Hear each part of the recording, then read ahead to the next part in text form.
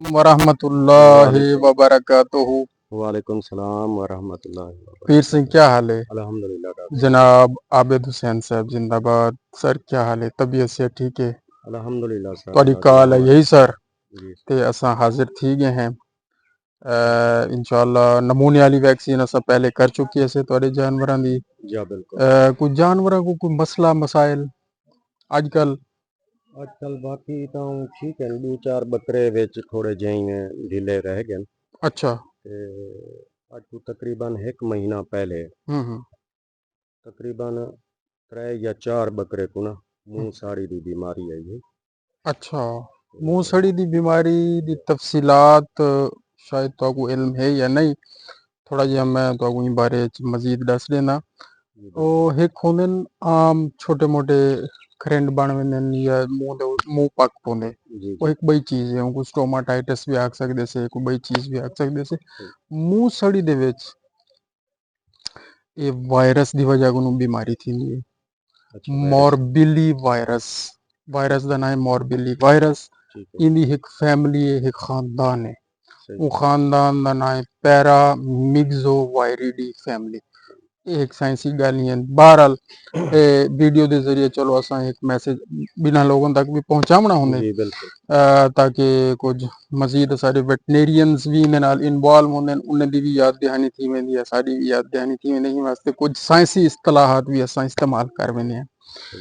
हैं। Morbilli virus है sir जी। ते कोई भी वायरस की जेड़ी बीमारी होंदी है ये छूत वाली बीमारी होंदी है। सही। अगर एक जानवर को थी गई है बे जानवर को भी लाजमी थी सी। तुसा पीर सी नाल आवे सो ये बकरे थोड़ा थोड़ा पीछे तक करे सोकड़े शाह साहब को तंग ना करें बकरे।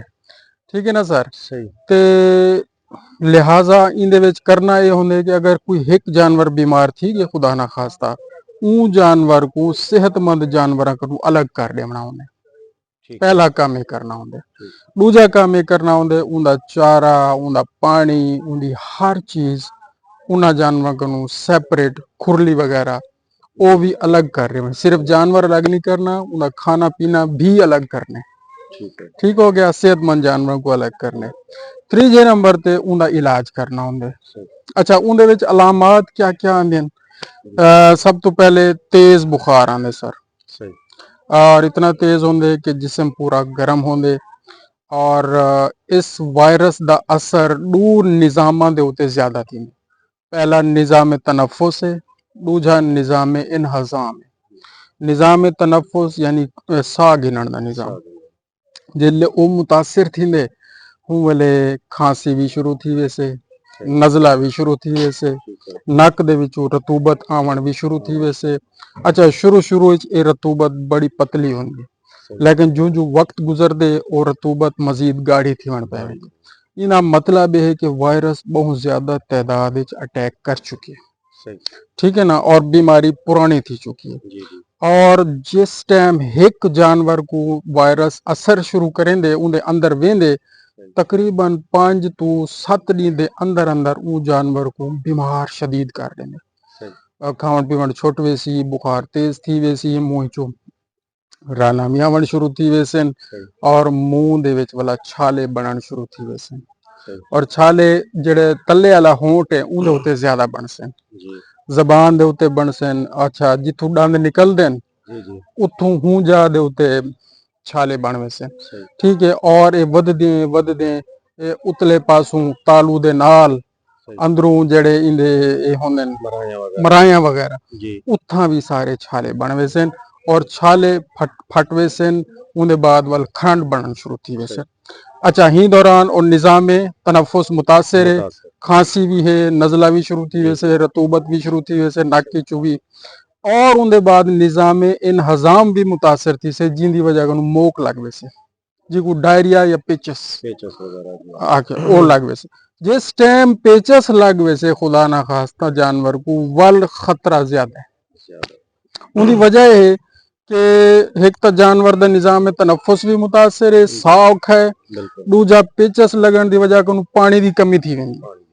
शदीद कमी थी वेंदी है। उनदे विच फौरी तौर पर निमकोल शुरू करना होंगे सही। ताकि उनकी पानी की कमी भी पूरी थी वे नमकियात की कमी भी पूरी थी वे पूरी थी। और जरूरत के मुताबिक ड्रिपां भी लावणियां होंगे। सही।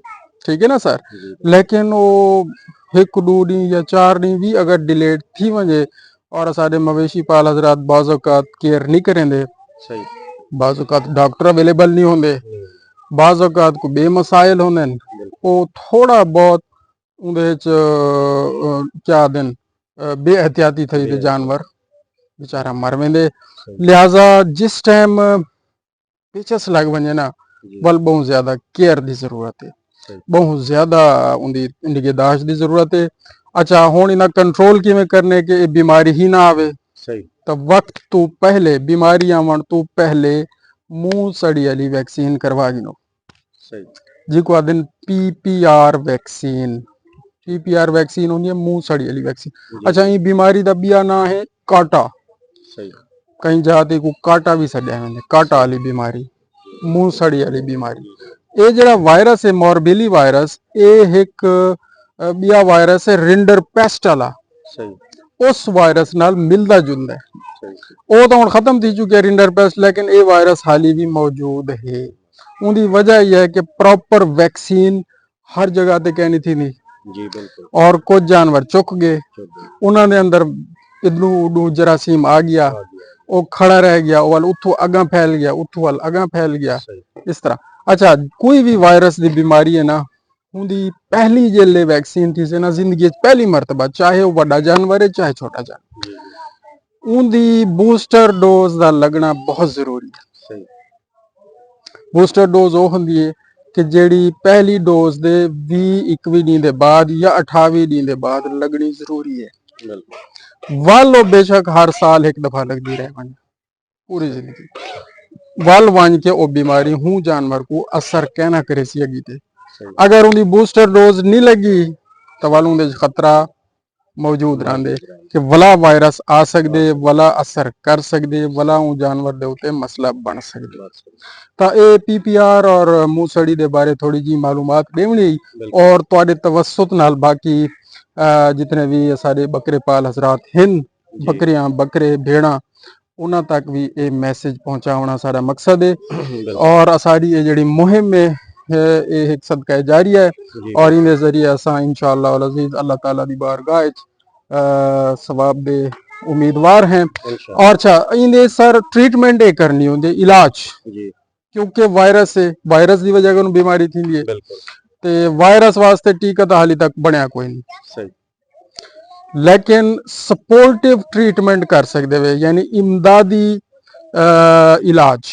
इमदादी इलाज क्या है, मसलन बुखार है, जी बुखार लहावन डाउन करने वास्ते मेलॉक्सीकेम का टीका या डेक्लोरान का टीका या डेक्लोस्टार का टीका या लॉक्सिन का टीका सही जरा मिल बनी, जी ये लामने और कम अज कम 5 डी लामने सही सुबह शाम ले सो तो ज्यादा फायदा। सही दूजे नंबर पे जिस टाइम रिक लगी हुई है हूं वाले दर्जा हरारत उत्ते वजन के बाद वल डाउन थी वेंदे, सही रिक लगन की वजह को बीमारी हुआ है, जी पहले बुखार तेज थे, तेज वल निजाम ते असर थे, रिक लगी है, पानी की कमी थी है, टेम्परेचर डाउन थी वेंदे, डाउन कमजोरी आ गई। जी जी हूं टाइम डेक्लोस्टार लॉक्सिन का टीका नहीं लगना चाहिए सर, ठीक है ठीक है, ये बड़ी अहम चीज है। बिल्कुल उता आदे से यार है तो मुंह सड़ी है तो लॉक्सिन डेक्लोस्टार मेलॉक्सीकेम डेक्लोरान ये वो लग दे ला रहे हो, नहीं लावना, ये वास्ते थर्मामीटर लावना जरूरी है,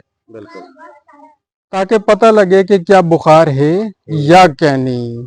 सपोर्टिव ट्रीटमेंट है ना, जी बिल्कुल लिहाजा वो कर उनके बाद उथा एमीवाइकाम नैरोबियान निमकोल ये लाजमी ये चीज़ें इस्तेमाल की हैं ताकि उनका टेम्परेचर भी बेहतर थी वे, नमकियात भी बेहतर थी वे, पानी की कमी भी बेहतर थी वे, ड्रिप लगन की जरूरत है ड्रिप की लग से।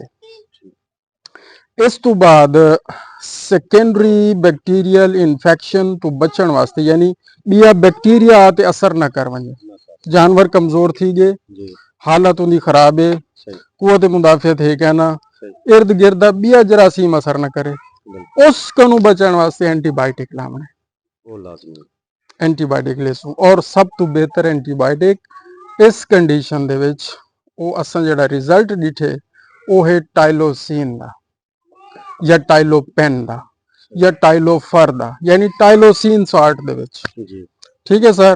वो सुबह शाम लगे सब तो बेहतर है।